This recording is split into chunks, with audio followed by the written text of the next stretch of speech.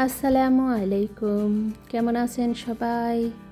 আলহামদুলিল্লাহ, আল্লাহর অশেষ রহমতে ও আপনাদের দোয়ায় আমি এই দূর প্রবাসে অনেক বেশি ভালো আছি।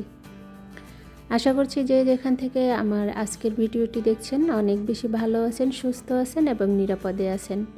আরও একটা নতুন দিনে নতুন ভিডিও দেখার আমন্ত্রণ জানিয়ে শুরু করছি আমার আজকের ভিডিওটি। আশা করছি সকলের কাছে অনেক বেশি ভালো লাগবে, আর ভালো লাগা থেকেই ভিডিওতে একটি লাইক দিয়ে কন্টিনিউ করার অনুরোধ রইল। আপনার একটি লাইকে আমি অনেক বেশি উপকৃত হব। আর আজকে আমার এই ছোট্ট চ্যানেলে যেই নতুন আপু ভাইয়ারা নতুন ভিজিট করেছেন, ভিডিওর কোনো অংশ ভালো লাগলে চ্যানেলটি সাবস্ক্রাইব করে পাশে থাকার অনুরোধ রইল। আর আমার যেই পুরনো আপু ভাইয়ারা আছে যারা আমাকে ফুল ভালোবাসা দিয়ে সামনের দিকে এগিয়ে নিয়ে যাচ্ছেন, তাদের জন্য রইল অন্তর থেকে অনেক অনেক দোয়া ও ভালোবাসা। ভিডিওটা শুরু করেছিলাম দুপুরের পরের থেকে। তো ম্যাডাম, আমি আর ম্যাডামের মেয়ে তিনজনে মিলে হসপিটালে যাচ্ছিলাম এই ম্যাডামের মেয়েকে টিকা দেওয়ার জন্য। আর এই জায়গায় বাচ্চাদের টিকা দিতে হলে হসপিটালে যেতে হয় আর কি। তো এই যে একটা মসজিদ দেখা যাচ্ছে, এই মসজিদটা অনেক বেশি সুন্দর, বাহিরে ভিতরে সবগুলো সাদা টাইলস লাগানো আর কি। তো অনেক বেশি সুন্দর ভিতরে বাহিরে, আর অনেকটাই বড়। আমরা যে এলাকাতে থাকি এই এলাকাতে সবচাইতে বড় সুন্দর এই মসজিদটা। আর আমাদের বাসার সামনেও একটা মসজিদ আছে, সেটা অনেক পুরনো, ছোট আর কি।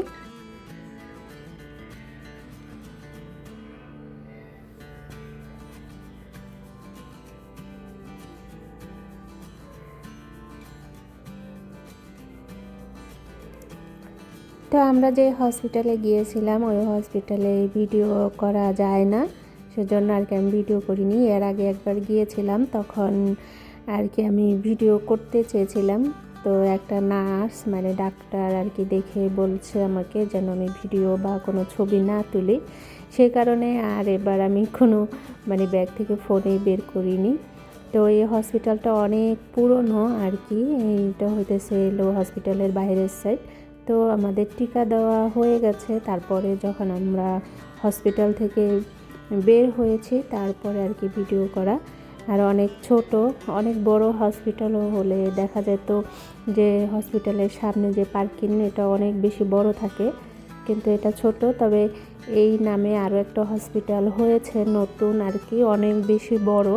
তো কেউ যদি ভুলবশত ওই হসপিটালে যায় তাহলে ওই জায়গা থেকে তারপরে আবার নতুন করে এই জায়গাতে আসতে হয়, তারপরে এই জায়গায় সব কাগজপত্র ঠিক করে তারপরে আবার ওই জায়গাতে আর কি যেতে হয়।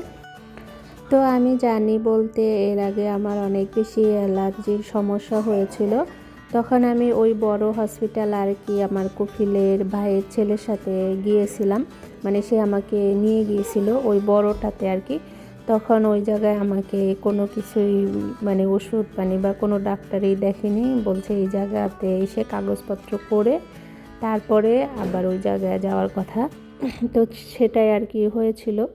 তারপরে আমি বাসায় এসে আর কি ম্যাডামকে জিজ্ঞেস করাতে সে বলছে যে হ্যাঁ এটা অনেক পুরনো, তারপরে এটা যেহেতু ছোট সেই কারণে আর কি পরে ওই হসপিটাল আর কি করেছে ওই বড়টা। তো যাই হোক, তো ম্যাডামের মেয়েকে টিকা দিয়ে শেষ করে আর কি তারপর আবার আমরা বাসায় চলে যাচ্ছি, বাসায় গিয়ে রান্না করব। আর এই হসপিটালের সামনে যে বাড়ি বা যেই রাস্তাঘাটগুলো অনেক বেশি পুরনো। তো এটা আমরা যেদিকে থাকি এটা আর কি শহর না, গ্রাম আর কি, গ্রামেই মানে অনেক দূরে দোকানপাট, তারপরে বাজার একটু দূরেই, মানে অতটা দেখা যায় যে শহরের দিকে হলে অনেক কিছু দোকানপাট অনেক কিছু থাকে সামনাসামনি। এ জায়গায় সামনাসামনি আছে, তবে অত বেশি না, একটু কম, ওই যে গ্রামে আর কি যেরকম থাকে সেরকমই আর কি। তো যাই হোক, বাসায় চলে যাচ্ছিলাম আর ম্যাডাম গাড়ি চালাচ্ছে, সে এখানে প্রথম আর কি, প্রথমবার গাড়ি কিনেছে, প্রথমবার গাড়ি চালাচ্ছে। আর সে তো দেখা যায় বাহারাইনে গেলে তার বাবার মানে বাবার বাড়িতে গেলে তখন সেখানে খুব ভালো চালাইতে পারে, ওই জায়গায় আর এই জায়গায় একই সিস্টেম না গাড়ি চালানো। তো যাই হোক,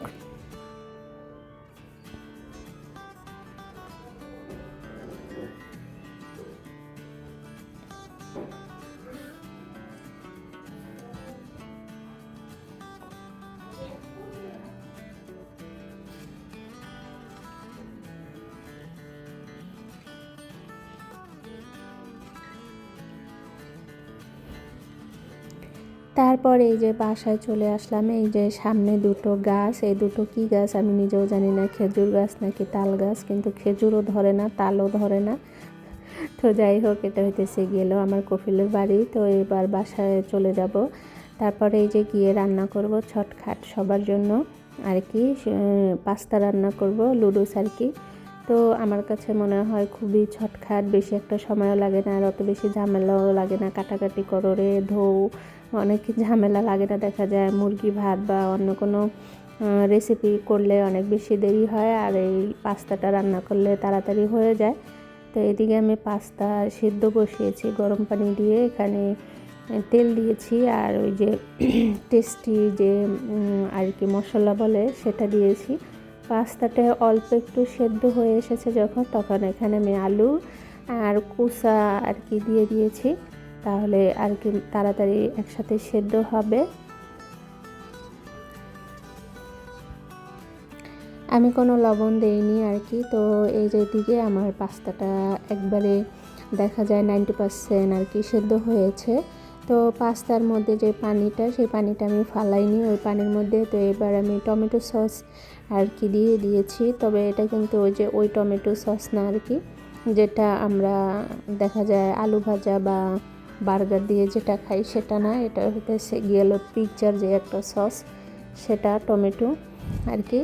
তো এখানে আমি বেশ পরিমাণে দিয়েছি, আরও লাগবে, তো অনেক বেশি হয়েছে যেহেতু আমরা 5 জন মানুষ বাসায়, দুপুরে খাবো, আবার যদি থাকে তাহলে রাত্রেও আর কি খাওয়া হবে। তো এবারে আমি কিছু বেশ পরিমাণে চিজ আর কি দেবো।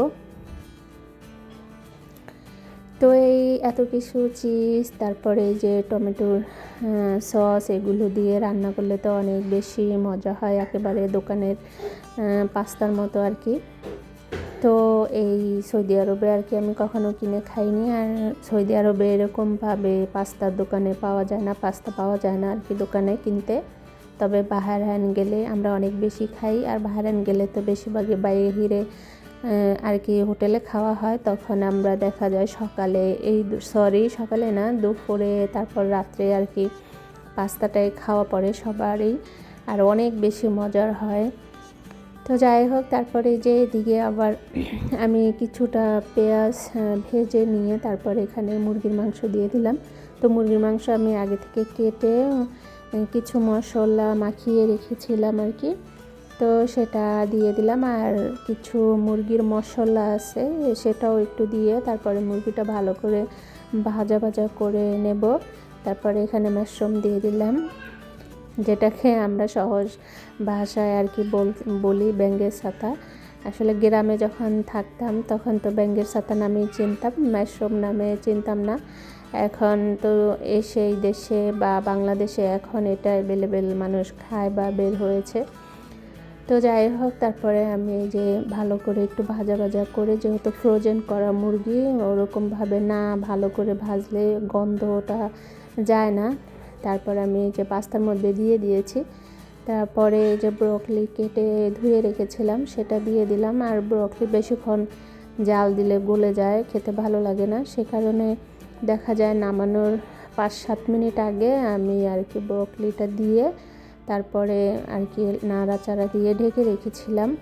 তো ব্রকলি সেদ্ধ হয়ে গেছে, তারপরে আবার চিজ দিয়ে ভালো করে নাড়াচাড়া দিয়ে একেবারে শেষ, মানে ফাইনাল রান্না শেষ করব। তো এদিকে আমার রান্নাটা হয়ে গেছে। তো এবার আমি ম্যাডামের মেয়েকে খেতে দেব, ওই যে আমাদের বাসায় যে ছোট্ট বাবু, ওকে খেতে দেব।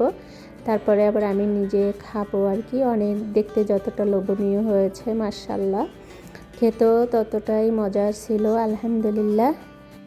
আর আমাদের বাসায় সবাই আর কি ছোট বড় সবাই খেতে অনেক বেশি পছন্দ করে এই পাস্তাটা। তো ভিডিওর এই পর্যন্ত, যেই আপু ভাইয়ের আমার সাথেই আছেন, আমার ভিডিওটি দেখার জন্য অসংখ্য ধন্যবাদ।